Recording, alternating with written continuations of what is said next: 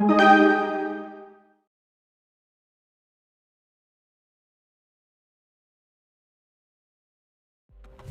everyone, my name is Kevin Nybert. I'm the lead game designer for Livelock, and I'm pleased to share a playthrough of our PAX East build with you.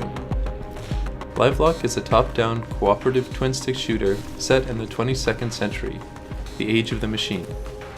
Nearly a century after the Cataclysm, humanity is on the brink of survival. Players take control of a capital intellect, a human consciousness uploaded to a large mechanical chassis. As one of the few remaining capital intellects, they must battle 3 corrupted machine clusters to break the cycle of infinite war before humanity is forgotten to the annals of history. Players can select from 3 playable characters. Each character has its own unique personality, an arsenal of weapons and special abilities. Players can play as Hex, the trash-talking lone wolf marksman, Vanguard, the philosophical close-quarters brawler, or Catalyst, the rough-around-the-edges support specialist and drone expert. The main story of Livelock unfolds across 22 missions, separated into 3 distinct chapters. Each chapter features a different enemy machine cluster that brings its own unique challenges to the battlefield. Every enemy in Livelock has multiple attacks to choose from. Throughout the game, players will learn the strengths and weaknesses of each enemy, how to avoid their attacks, and which ones can be exploited to their advantage. Players will have to think and react quickly to fight back the near-endless hordes of corrupted machines. Playable with up to 3 players via online multiplayer, Livelock delivers a fast-paced co-op experience. It's no walk in the park though. As more players join, the difficulty is adjusted dynamically, making enemies more powerful and dangerous. Players must take full use of their weapons and special abilities to defeat the rogue machines. Here we can see Catalyst using her forge weapon to weaken enemy armor, making them take bonus damage from all sources. In addition, she can dispense some badly needed repairs to her allies, keeping them in the fight. We've put a huge focus on the level environments to deliver a moody and apocalyptic backdrop to the story. Each level is filled with destructible objects that help players get a feeling for the scale and raw power of their machine. Vanguard likes to lead from the front.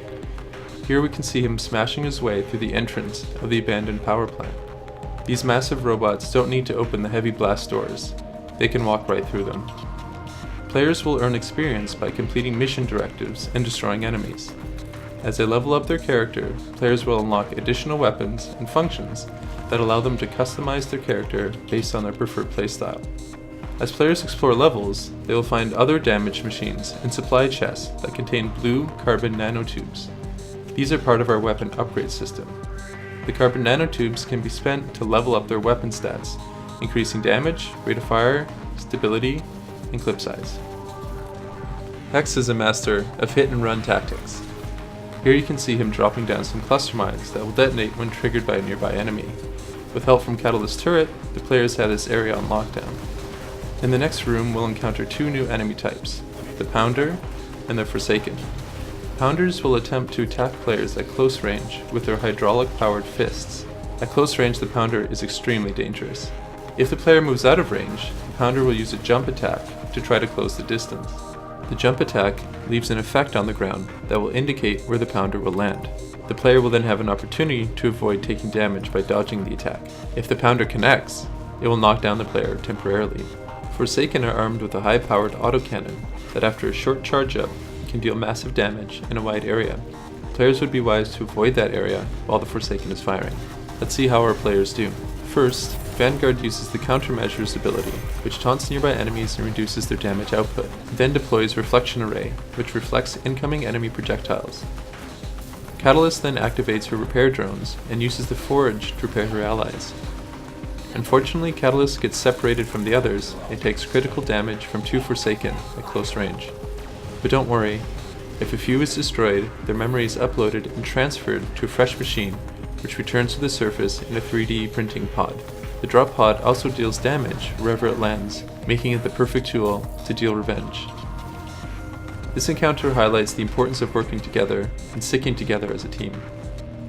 The next area will feature a new enemy type called the Dampener. The Dampener has a huge blade on its arm that deals massive damage at close range.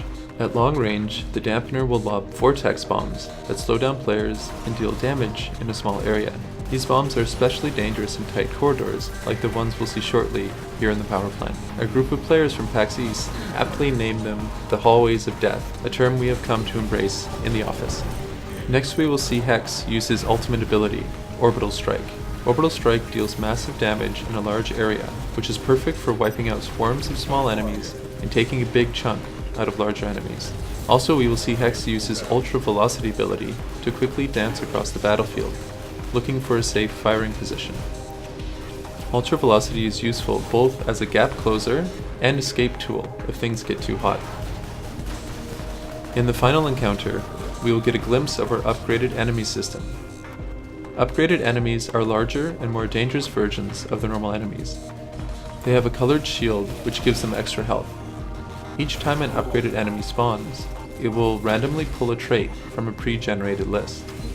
Some of the upgraded enemy traits increase stats such as health, speed, and damage, while other traits grant enhanced utility abilities like teleporter or black hole, which pulls players in towards them.